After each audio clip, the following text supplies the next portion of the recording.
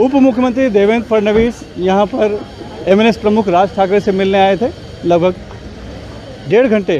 की मुलाकात के बाद ये देवेंद्र फडणवीस का काफिला यहाँ से बाहर निकलता हुआ दिखाई पड़ रहा है। अंदर क्या बात हुई अभी तक ये बात सामने नहीं आई है, लेकिन जो एक चर्चा है कि राज ठाकरे बीमार थे, उनका ऑपरेशन किया गया था और जब देवेंद्र फडणवीस उप मुख्यमंत्री बने तब राज ठाकरे ने एक पत्र भी लिखा था और कहा था कि हमें उम्मीद है कि आप मुख्यमंत्री बनेंगे और मुख्यमंत्री बनकर वापस आएंगे, लेकिन आपने उप मुख्यमंत्री पद का स्वीकार किया। तो एक तरह से जो पार्टी प्रमुख है, पार्टी के अनुशासन को जो आपने पालन किया है वो भी एक उल्लेखनीय है। तो ये बताया जा रहा है बीजेपी की तरफ से कि उसी संदर्भ में एक सदिच्छा भेंट के तहत यहाँ पर देवेंद्र फडणवीस आए थे। लेकिन हाल फिलहाल में जिस तरह से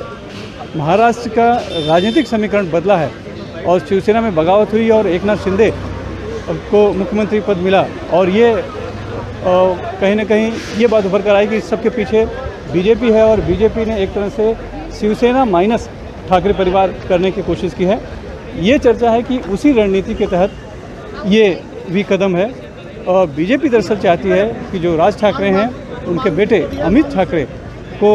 एक तरह से वो प्रोजेक्ट करना चाहती है ताकि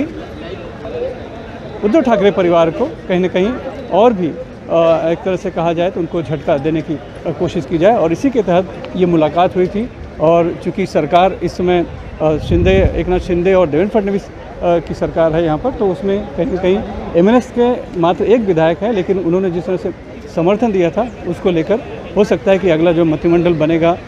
उसमें एमएनएस को भी जगह मिले। अब सवाल यह है कि एमएनएस की तरफ से किससे जगह दिया जाएगी। चर्चा तो ये भी है कि जो राज ठाकरे के बेटे हैं अमित ठाकरे को मौका दिया जा सकता है, लेकिन सुनने में ये भी आ रहा है कि राज ठाकरे खुद उसके लिए अभी तैयार नहीं है। तो ये इसी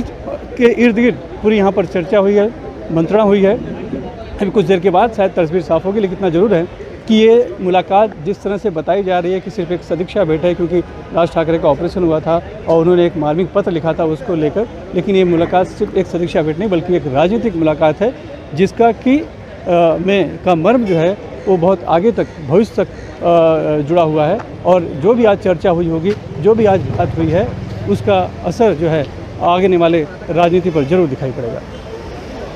मुंबई से cameraman Ashok Manika, Sunil Singh, NDTV India.